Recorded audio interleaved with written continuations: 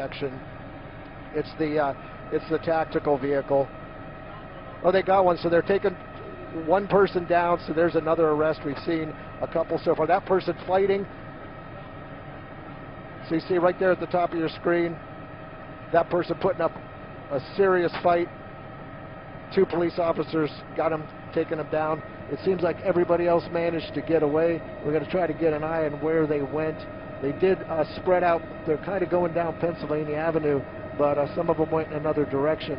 We don't know if they're going to regroup, but that definitely broke this group up. You can see the damage down there to that police car, quite extensive. Several police officers now on the scene to stop that.